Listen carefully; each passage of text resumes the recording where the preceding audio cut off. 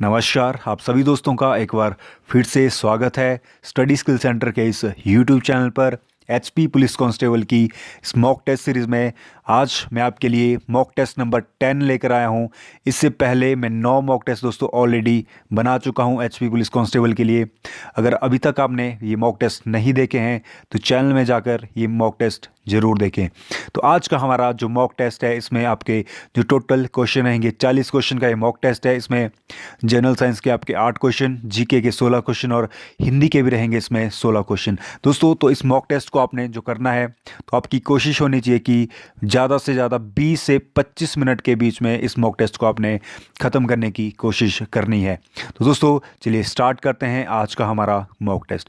दोस्तों अगर आप चैनल में नए जुड़े हैं तो चैनल को ज़रूर सब्सक्राइब करें ताकि आने वाले दिनों में जो भी मैं मॉक टेस्ट के वीडियोस बनाऊंगा वो आप तक आसानी से पहुंच जाए। दोस्तों वीडियो के एंड में अपने जो मार्क्स हैं वो भी ज़रूर कमेंट करिएगा।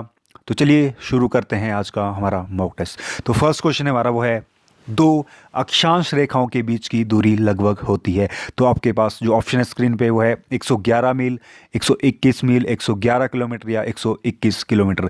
तो इसका जो राइट आंसर होगा दोस्तों वो होगा ऑप्शन नंबर सी, 111 किलोमीटर दो अक्षांश रेखाओं के बीच की दूरी होती है। दोस्तों अक्षांश रेखाएं ग्लोब पर खींची गई ये समानांतर रेखाएं होती है, जो एक दूसरे के समानांतर खींची गई होती है। ये जो रेखाएं दोस्तों ये पश्चिम से पूर्व की तरफ ये रेखाएं खींची गई होती है और 90 रेखाएं उत्तरी ध्रुव नॉर्थ पोल की तरफ और 90 रेखाएं दक्षिण ध्रुव साउथ पोल की तरफ खींची गई होती है। तो इन हर एक रेखा या हर दो रेखाओं के बीच की दोस्तों जो दूरी होती है वो 111 किलोमीटर की दूरी होती है। और 90 डिग्री रेखाएं दोस्तों, 90 रेखाएं नॉर्थ की तरफ और 90 रेखाएं साउथ की तरफ एक खींची गई होती है और कुल 180 अक्षांश रेखाएं ग्लोब पर दोस्तों ये मानी गई है। तो इन दो रेखाओं के बीच की जो दूरी होती है वो 111 किलोमीटर होती है, दो अक्षांश रेखाओं के बीच की दूरी। तो नेक्स्ट हमारा क्वेश्चन है वो है, बेटी है अनमोल योजना हिमाचल प्रदेश में कब शुरू की गई थी।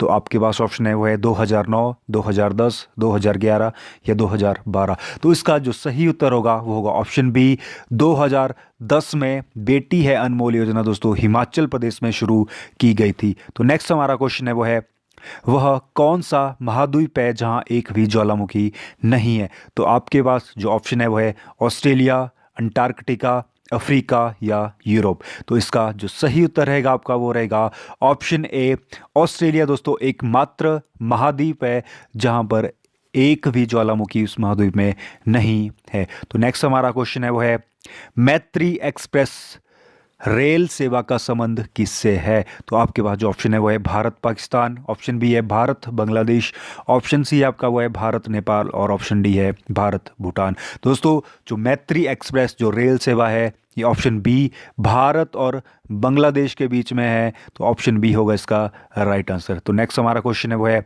बुल एंड वियर शब्दावली का संबंध किससे है। तो बुल एंड वियर शब्दावली जो प्रयोग की जाती है दोस्तों, तो आपके पास ऑप्शन है वो है स्टॉक मार्केट से लेकर बैंकिंग, विदेशी मुद्रा रिजर्व या आंतरिक व्यापार। तो इसका जो सही आंसर रहेगा वो रहेगा ऑप्शन ए, स्टॉक मार्केट में दोस्तों बुल एंड बियर जो शब्दावली का प्रयोग किया जाता है। तो नेक्स्ट हमारा क्वेश्चन है वो है, संविधान के किस अनुच्छेद के तहत राष्ट्रीय आपातकाल की उद्घोषणा राष्ट्रपति द्वारा की जाती है। तो आपके पास ऑप्शन है वो है अनुच्छेद 352, अनुच्छेद 356, अनुच्छेद 360 या अनुच्छेद 368। तो इसका जो राइट आंसर होगा वो होगा ऑप्शन ए, अनुच्छेद 352 में दोस्तों राष्ट्रीय आपातकाल की घोषणा राष्ट्रपति के द्वारा की जाती है। तो ऑप्शन ए होगा इसका राइट आंसर। दोस्तों अगर मैं आपको बताऊं तो भारतीय जो संविधान है उसमें 3 तरह के आपातकाल हैं दोस्तों। तो उसमें जो पहला आपातकाल है उसका जो वर्णन किया, जो उल्लेख किया गया है वो अनुच्छेद 352 में किया गया है, उसे राष्ट्रीय आपातकाल कहा जाता है दोस्तों। इसकी उद्घोषणा राष्ट्रपति द्वारा की जाती है। तो दूसरा जो आपातकाल है वो है राष्ट्रपति शासन, जो कि अनुच्छेद 356 में राष्ट्रपति शासन का उल्लेख किया गया है। और तीसरा जो आपातकाल है वो है अनुच्छेद 360 में, जिसे वित्तीय आपातकाल के नाम से जाना जाता है दोस्तों। तो वित्तीय आपातकाल अभी तक भारत भारत में एक भी वार नहीं लगा है। तो ये कई बार क्वेश्चन भी पूछा जाता है कि कौन सा आपातकाल भारत में अभी तक एक भी वार लागू नहीं हुआ है, तो वो है दोस्तों वित्तीय आपातकाल। और राष्ट्रपति शासन जो सबसे पहले लागू हुआ था वो हुआ था पंजाब राज्य में, सबसे पहले राष्ट्रपति शासन जो है लागू हुआ था। तो ये 3 आपातकाल हैं जिनका संविधान में उल्लेख किया गया है। तो नेक्स्ट हमारा क्वेश्चन है वो है प्रतिवर्ष विश्व जनसंख्या दिवस निम्न में से किस दिन मनाया जाता है। तो आपके पास ऑप्शन है 11 मार्च, 11 जुलाई, 11 अगस्त या 11 जनवरी। तो इसका सही उत्तर होगा दोस्तों वो 11 जुलाई को विश्व जनसंख्या दिवस दोस्तों जो है मनाया जाता है। अगर मैं भारत में पहली जनगणना की बात करूं तो दोस्तों 1871 ईस्वी में लॉर्ड मेयो के द्वारा पहली जनगणना भारत में दोस्तों करवाई गई थी। तो नेक्स्ट हमारा क्वेश्चन है वो है पुलित्जर पुरस्कार किस क्षेत्र में प्रदान किया जाता है। तो आपके पास ऑप्शन है पत्रकारिता, विज्ञान, खेल या साहित्य। तो इसका सही आंसर रहेगा वो रहेगा ऑप्शन ए, पत्रकारिता के क्षेत्र में पुलित्जर पुरस्कार दोस्तों जो है दिया जाता है। तो नेक्स्ट हमारा क्वेश्चन है वो है हिमाचल प्रदेश की सबसे पुरानी पहाड़ी रियासत कौन सी थी। तो हिमाचल प्रदेश की सबसे पहाड़ी रियासत आपके पास जो स्क्रीन पे ऑप्शन है वो है कुल्लू, त्रिगर्त, भरमौर या बुशहर। तो इसका जो राइट आंसर रहेगा वो रहेगा ऑप्शन बी, त्रिगर्त रियासत दोस्तों हिमाचल प्रदेश की सबसे पुरानी रियासत है, जिसकी स्थापना महाभारत के युद्ध से भी पहले हुई मानी जाती है। और इसकी स्थापना जो की गई थी वो भूमि चंद्र के द्वारा त्रिगर्त रियासत की स्थापना है दोस्तों की गई थी। तो ऑप्शन बी होगा इसका राइट आंसर। तो नेक्स्ट हमारा क्वेश्चन है वो है 1009 ईस्वी में किसने नगरकोट कांगड़ा किले को लूटा था। तो आपके पास ऑप्शन है वो है मोहम्मद गौरी, अहमद शाह अब्दाली, महमूद गजनवी या फिरोज शाह तुगलक। तो इसका जो राइट आंसर होगा वो होगा ऑप्शन सी, महमूद गजनवी ने दोस्तों 1009 ईस्वी में कांगड़ा के नगरकोट किले पर आक्रमण किया था महमूद गजनवी। तो उस महमूद गजनवी के आक्रमण के समय कांगड़ा के जो राजा थे वो थे जगदीश चंद कांगड़ा के राजा थे। और इस आक्रमण के दौरान दोस्तों जो गजनवी की जो सेना थी इसने ब्रजेश्वरी मंदिर को भी नष्ट किया था। तो ये क्वेश्चन भी पूछा जाता है कि महमूद गजनवी की सेना ने किस मंदिर को नष्ट किया था। तो वो था ब्रजेश्वरी देवी का मंदिर। तो 1009 ईस्वी में महमूद गजनवी ने कांगड़ा नगरकोट पर आक्रमण किया था। और दोस्तों ये महमूद गजनवी था, इसने 17 बार भारत को लूटा था, या 17 आक्रमण इसने भारत पर किए थे। तो नेक्स्ट हमारा जो क्वेश्चन है वो है उन्ना और हमीरपुर जिले की जो पर्वत है वो किस श्रेणी में आते हैं। तो इसका जो सही आंसर रहेगा आपके पास ऑप्शन है बाहरी हिमालय, आंतरिक हिमालय, बृहद हिमालय या इनमें से कोई नहीं। तो इसका सही उत्तर रहेगा ऑप्शन ए, बाहरी हिमालय। तो बाहरी हिमालय जिसे दोस्तों शिवालिक पर्वत के नाम से भी जाना जाता है, जिसकी जो समुद्र तल से ऊंचाई है वो 350 से लेकर 1500 मीटर तक जिसकी समुद्र तल से ऊंचाई है उन्हें शिवालिक या बाहरी हिमालय कहा जाता है। तो हमारे उन्ना हमीरपुर जो जिले हैं ये शिवालिक श्रेणी या बाहरी हिमालय में दोस्तों आते हैं। तो नेक्स्ट हमारा क्वेश्चन है वो है क्यारदादुन घाटी हिमाचल प्रदेश के किस जिले में स्थित है। तो आपके पास ऑप्शन है सोलन, सिरमौर, बिलासपुर या कांगड़ा। तो क्यारदादुन घाटी जिसे पोंटा घाटी के नाम से भी जाना जाता है, तो ये घाटी स्थित है दोस्तों जिला सिरमौर। ऑप्शन बी होगा इसका राइट आंसर। तो नेक्स्ट हमारा क्वेश्चन है वो है हिमाचल प्रदेश का सूर्य मंदिर कहाँ पर स्थित है। तो आपके पास ऑप्शन है मंडी, बैजनाथ, भरमौर या नीरथ। दोस्तों हिमाचल प्रदेश का जो सूर्य मंदिर है वो है नीरथ शिमला में स्थित। दोस्तों नीरथ शिमला में हिमाचल प्रदेश का सूर्य मंदिर दोस्तों स्थित है। अगर मैं भारत के सूर्य मंदिर की बात करूं तो भारत का सूर्य मंदिर है कोणार्क उड़ीसा में, भारत का सूर्य मंदिर। और हिमाचल का सूर्य मंदिर अगर आपसे पूछा है तो वो है नीरथ शिमला में। तो नेक्स्ट हमारा क्वेश्चन है वो है हिमाचल प्रदेश का कौन सा जिला सबसे पहले बनाया गया था। तो आपके पास ऑप्शन है वो है चंबा, मंडी, महासू या सिरमौर। तो इसका जो सही आंसर होगा वो होगा ऑप्शन ए, चंबा जो जिला है दोस्तों सबसे पहले बनाया गया था। दोस्तों 15 अप्रैल 1948 को जब हिमाचल प्रदेश का गठन हुआ था तो उस समय 4 जिलों का निर्माण किया गया था। उसमें जो सबसे पहले बनाया गया था जिला वो था चंबा, मंडी, महासू और सिरमौर। इन 4 जिलों का सबसे पहले 15 अप्रैल 1948 को जो है गठन किया गया था। तो सबसे पहले जो जिला बना था वो था चंबा। ऑप्शन ए होगा इसका राइट आंसर। तो नेक्स्ट हमारा क्वेश्चन है वो है हिमाचल प्रदेश उच्च न्यायालय की स्थापना कब की गई थी। तो आपके पास ऑप्शन है 15 अप्रैल 1948, 1 नवंबर 1966, 15 अगस्त 1947 या 25 जनवरी 1971। तो इसका जो राइट आंसर रहेगा वो रहेगा ऑप्शन डी 25 जनवरी 1971 को हिमाचल प्रदेश उच्च न्यायालय की स्थापना की गई थी दोस्तों। और हिमाचल प्रदेश उच्च न्यायालय के जो पहले मुख्य न्यायाधीश थे वो थे मिर्जा हमीदुल्ला वेग। मिर्जा हमीदुल्ला वेग हिमाचल प्रदेश उच्च न्यायालय के दोस्तों पहले मुख्य न्यायाधीश थे। तो 25 जनवरी 1971 को हिमाचल प्रदेश उच्च न्यायालय की स्थापना की गई थी। तो नेक्स्ट हमारा क्वेश्चन है वो है सरदार अजीत सिंह स्मारक कहाँ स्थित है। तो आपके पास ऑप्शन है पांवटा साहिब सिरमौर, पंचकुला, चंबा, धर्मशाला या ऊना। तो इसका जो सही आंसर है दोस्तों वो है ऑप्शन बी पंचकुला चंबा में जो स्थित है सरदार अजीत सिंह मेमोरियल स्थित है दोस्तों। पंचकुला चंबा जो कि डलहौजी में स्थित है। तो ऑप्शन बी होगा इसका राइट आंसर। तो ये थे हमारे 16 क्वेश्चन जीके के। तो नेक्स्ट हमारा क्वेश्चन आता है वो अब जनरल साइंस का है। तो फर्स्ट जो क्वेश्चन है वो है वायुमंडल में बादलों के तैरने का कारण है। तो वायुमंडल में जो बादलों के तैरने का कारण है ऑप्शन है आपके पास निम्न दाब के कारण, निम्न घनत्व के कारण, निम्न श्यानता के कारण या निम्न तापमान के कारण। तो इसका जो राइट आंसर रहेगा वो रहेगा ऑप्शन बी निम्न घनत्व दोस्तों। कम घनत्व के कारण जो है बादल तैरते हैं आसमान में। तो नेक्स्ट हमारा जो क्वेश्चन है वो है जब बैरोमीटर का पारा अचानक गिर जाए तो यह किस बात का संकेतक है। दोस्तों जब बैरोमीटर का पारा अचानक गिर जाता है तो आपके पास ऑप्शन है गर्म मौसम का संकेत देता है, सर्द मौसम का, आंधी या झंझावत की संभावना या शुष्क मौसम का। तो इसका जो राइट आंसर रहेगा वो रहेगा ऑप्शन सी। दोस्तों जब बैरोमीटर की सुई जब अचानक गिर जाती है तो वो आंधी और तूफान की संभावना जो है व्यक्त करता है। तो नेक्स्ट हमारा क्वेश्चन है वो है फाउंटेन पेन के आविष्कारक थे।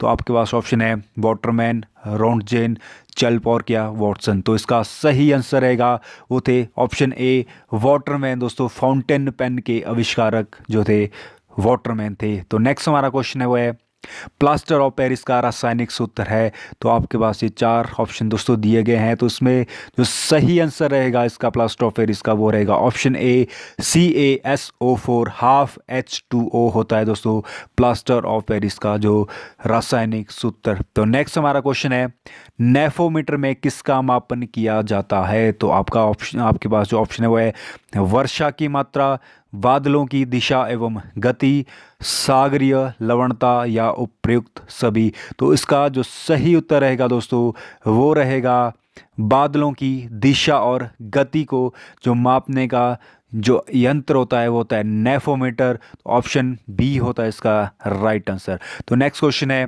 दांतों तथा हड्डियों में पाए जाने वाले तत्व हैं। तो दांतों और हड्डियों में कौन से तत्व दोस्तों जो है पाए जाते हैं। तो आपके पास ऑप्शन है पोटाशियम व कैल्शियम, कैल्शियम व मैग्नीशियम, कैल्शियम व फास्फोरस या फास्फोरस व सल्फर। तो इसका जो राइट आंसर रहेगा आपका वो रहेगा ऑप्शन सी कैल्शियम व फास्फोरस दोस्तों दांतों और हड्डियों में पाए जाते हैं। तो नेक्स्ट हमारा क्वेश्चन है वो है निम्नलिखित में से सर्वाधिक ऊर्जा प्रदान करता है। तो आपके पास ऑप्शन है कार्बोहाइड्रेट, प्रोटीन, विटामिन या खनिज लवण। सॉरी दोस्तों इसका जो राइट आंसर रहेगा वो रहेगा ऑप्शन ए कार्बोहाइड्रेट होता है दोस्तों जो कि हमें सर्वाधिक ऊर्जा प्रदान करते हैं। ऑप्शन ए रहेगा इसका राइट आंसर। तो नेक्स्ट हमारा क्वेश्चन है वो है हाइड्रोफाइट्स होते हैं। तो हाइड्रोफाइट्स क्या होते हैं दोस्तों समुद्री जीव, जलीय पौधे, पादप रोग या जड़ विहीन पौधा। तो दोस्तों तो जल में जो उगने वाले पौधे होते हैं दोस्तों ऑप्शन बी होगा इसका राइट आंसर। तो जल में उगने वाले पौधों को बोलते हैं हाइड्रोफाइट्स दोस्तों। ऑप्शन बी होगा इसका राइट आंसर। तो ये थे आपके जनरल साइंस के 8 क्वेश्चन। तो नेक्स्ट हमारा जो अब आता है वो है हिंदी से। हिंदी के 16 क्वेश्चन हम करेंगे। तो फर्स्ट क्वेश्चन है रेलगाड़ी शब्द है। तो रेलगाड़ी शब्द है तत्सम शब्द, देशज शब्द, विदेशज शब्द या संकर शब्द। तो इसका जो सही उत्तर रहेगा वो रहेगा ऑप्शन डी रेलगाड़ी जो है दोस्तों एक संकर शब्द है। ऑप्शन डी होगा इसका सही उत्तर। दोस्तों जो संकर शब्द होते हैं ये 2 अलग अलग भाषाओं को जोड़कर जब एक शब्द बनाया जाता है उसे संकर शब्द कहा जाता है। तो रेल की अगर मैं बात करूं दोस्तों रेल एक अंग्रेजी भाषा का शब्द है और जो गाड़ी है एक देशी भाषा का शब्द है।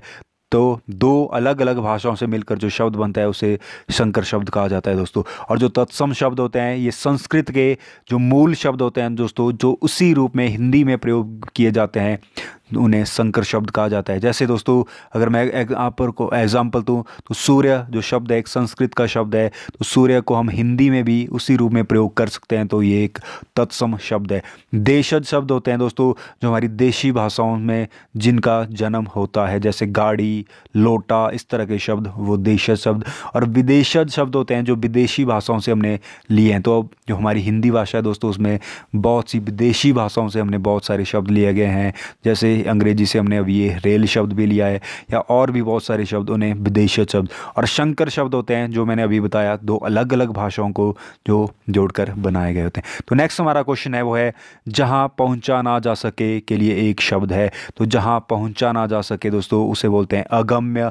ऑप्शन सी होगा इसका राइट आंसर, जहाँ पहुँचा ना जा सके अगम्य। तो नेक्स्ट हमारा क्वेश्चन है वो है ज्ञ वर्ण किन वर्णों के योग से बनता है दोस्तों। तो ज्ञ जो वर्ण बनता है तो आपके पास ये ऑप्शन है, तो इसका जो सही आंसर होगा ऑप्शन बी होगा दोस्तों, वो होगा ज प्लस य। तो इनके योग से दोस्तों ज्ञ वर्ण बनता है, और ज्ञ एक दोस्तों संयुक्त वर्ण है। तो संयुक्त वर्णों की जो संख्या है वो है 4, क्ष त्र ज्ञ श्र, ये 4 संयुक्त वर्ण है। तो यहाँ ज्ञ का जो पूछा गया है कि ग जो संयुक्त वर्ण है ये किन दो वर्णों के मेल से बनता है, तो ये बनता है ज प्लस य। तो नेक्स्ट क्वेश्चन हमारा वो है निम्न में से बताइए कि किस शब्द में द्वित्व व्यंजन है। तो ये काफ़ी इंपॉर्टेंट क्वेश्चन है दोस्तों। तो द्वित्व व्यंजन है तो आपके पास ऑप्शन है वो है पक्का, आम, कोट या क्षमा। तो इसका सही उत्तर होगा वो होगा पक्का एक दोस्तों द्वित्व व्यंजन है। दोस्तों द्वित्व व्यंजन होते हैं जब एक स्वर रहित और एक स्वर वाला जो व्यंजन एक साथ जब लगते हैं तो उन्हें द्वित्व व्यंजन कहा जाता है। तो दोस्तों एक आधा का एक स्वर रहित व्यंजन, और जब एक स्वर के साथ एक वर्ण जब लिखा जाता है व्यंजन तो उसे द्वित्व व्यंजन कहा जाता है। तो नेक्स्ट हमारा क्वेश्चन है वो है निर्वासित शब्द में प्रत्यय है। तो निर्वासित शब्द में जो प्रत्यय लगा है दोस्तों, प्रत्यय दोस्तों किसी शब्द के पीछे जो शब्दांश जुड़े होते हैं उन्हें प्रत्यय कहा जाता है, और किसी शब्द के आगे जो शब्दांश जुड़े होते हैं उन्हें उपसर्ग कहा जाता है। तो यह हमसे प्रत्यय पूछा है, तो निर्वासित में जो प्रत्यय है दोस्तों तो आपके पास ऑप्शन है इक, नी, सित या इत। तो इसका जो सही आंसर रहेगा वो रहेगा ऑप्शन डी इत दोस्तों, प्रत्यय निर्वासित में जो है लगा हुआ है। तो नेक्स्ट हमारा क्वेश्चन है वो है संधि विच्छेद से। तो सम्मति का संधि विच्छेद यहाँ पूछा है आपसे दोस्तों, तो आपके पास जो ऑप्शन है यहाँ दिए गए, तो सम्मति का जो सही संधि विच्छेद होता है वो होता है ऑप्शन डी होगा इसका राइट आंसर दोस्तों, सत्य जमा मति होता है सम्मति का संधि विच्छेद। दोस्तों ये एक व्यंजन संधि है, व्यंजन संधि का इसमें नियम लगा हुआ है, जहाँ आधे त का जो दोस्तों परिवर्तन हो जाता है न में, त थ द ध न। मतलब इसका ये है दोस्तों वर्ग के जो पहले व्यंजन है इसमें वो पांचवें में परिवर्तित हो जाते हैं। ये एक व्यंजन संधि का नियम है, तो इसका जो राइट आंसर होगा वो होगा सत्य जमा मति। तो नेक्स्ट हमारा क्वेश्चन है वो है घुड़दौड़ का संधि विच्छेद है। तो घुड़दौड़ का जो संधि विच्छेद है आपके पास 4 ऑप्शन दिए हैं, घोड़ा जमा दौड़, घुड़ जमा दौड़, घोड़ जमा दौड़, या इनमें से कोई नहीं। तो घुड़दौड़ का जो सही संधि विच्छेद होगा दोस्तों वो होगा ऑप्शन ए, घोड़ा जमा दौड़। दोस्तों ये जो संधि का यहाँ नियम लागू हुआ है तो ये कोई भी नियम नहीं है दोस्तों, ये थोड़ी विशेष प्रकार की कुछ संधियां होती हैं तो उसमें ये लागू होता है। तो घुड़ जमा दौड़, तो इसका जो संधि विच्छेद होता है घोड़ा जमा दौड़, तो घुड़दौड़। तो नेक्स्ट हमारा क्वेश्चन है वो है शुद्ध वर्तनी का चयन कीजिए। तो यहाँ उज्ज्वल की हमारे से शुद्ध वर्तनी पूछी गई है, तो उज्ज्वल की जो शुद्ध वर्तनी होती है वो है ऑप्शन बी ठीक। तो उज्ज्वल की जो शुद्ध वर्तनी होती है दोस्तों 2 आधे जो इसमें लगते हैं और वल, उज्ज्वल होता है सही वर्तनी। तो नेक्स्ट हमारा क्वेश्चन है वो है निम्न में से कर्मधारय समास किसमें है। तो कर्मधारय समास आपके पास 4 ऑप्शन दिए, चक्करपाणी में, चतुर्गम में, नील गगन में, या माता पिता में। तो इसका सही आंसर रहेगा वो रहेगा ऑप्शन सी, नील गगन में दोस्तों कर्मधारय समास दिया गया है। दोस्तों कर्मधारय समास क्या होते हैं? कर्मधारय समास होते हैं जिन समास में दोस्तों अब दो पद होते हैं, एक होता है पूर्व पद और एक होता है उत्तर पद। दोस्तों पूर्व पद होता है ये पहले वाला और उत्तर पद होता है ये दूसरा पद। तो इसमें एक जो पद होता है एक विशेषण होता है और दूसरा पद जो होता है विशेष्य होता है दोस्तों। तो इसमें नील गगन में अगर आप देखेंगे तो नील गगन का जब हम शब्द का विग्रह करते हैं तो बोलता है नीला है जो गगन। तो नीला है जो गगन, दोस्तों नील यहाँ विशेषण है और गगन यहाँ विशेष्य है। तो जिन सब शब्दों में विशेषण और विशेष्य दोनों दिए गए हैं तो वो होते हैं कर्मधारय समास। तो नील गगन में होगा कर्मधारय समास। तो नेक्स्ट हमारा क्वेश्चन है वो है आंखों का नीर पानी ढल जाना मुहावरे का अर्थ है। तो आपके पास ऑप्शन है मरते समय आंसू बहाना, निर्लज हो जाना, निरुत्साहित होना या निष्प्रभाव होना। तो इसका सही आंसर होगा वो होगा इस मुहावरे का वो होगा निर्लज हो जाना होता है। आंख का नीर या पानी ढल जाना, मुहावरे का अर्थ निर्लज हो जाना, ऑप्शन बी। तो नेक्स्ट हमारा क्वेश्चन है वो है क्वेश्चन नंबर 35 हथेली में सरसों जमाना।